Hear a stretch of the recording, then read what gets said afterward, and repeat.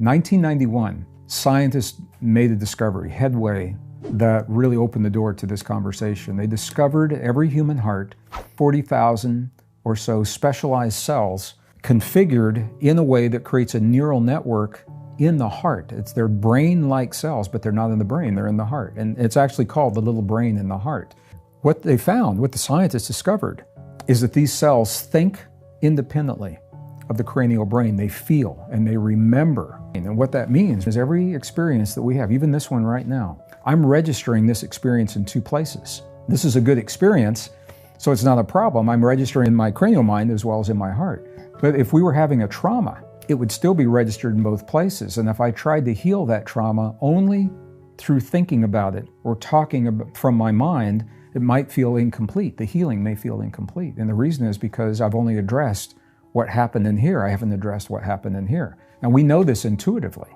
I did an experiment a few years ago. Every culture I went to, and every age group, I asked little kids, I said, where are you sitting right now? Show me where you're sitting. And people say, I'm sitting right here. They say, right here. Or you ask the indigenous people, where do you live? Well, this is my home. And almost instinctively, we know that the heart is the seat of our existence, the seat of our being. You don't see them hitting their head, or their arm or something else. So when we talk about heart intelligence, what we're talking about is the ability for these neurons to communicate with the neurons in a way that is meaningful to those neurons. These neurons are linked to a wisdom, to an intelligence that is right for us. Mine is right for me, yours is right for you. And any question that you ask this intelligence, it will answer you in a way that will serve you in that moment. It'll never tell you to do anything dangerous or anything that would hurt anyone else. I'll give you a perfect example. I was in Australia over 9/11.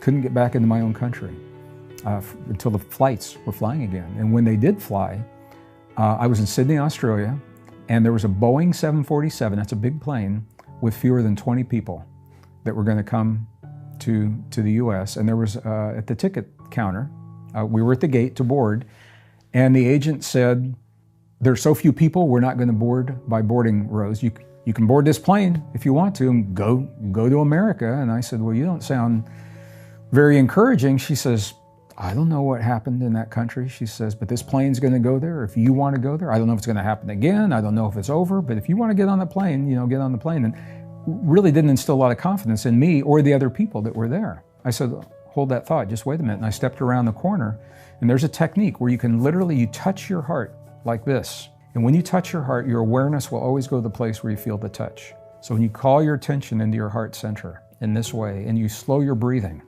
just a few breaths slower than usual. When you slow your breathing, it tells your body that you are safe. You're in a place that's safe. And when you're safe, when you feel safe, it's a switch. It's like an emotional trigger that frees the rejuvenating and the healing chemistry in the body, because the stress and survival chemistry is not needed if you feel safe.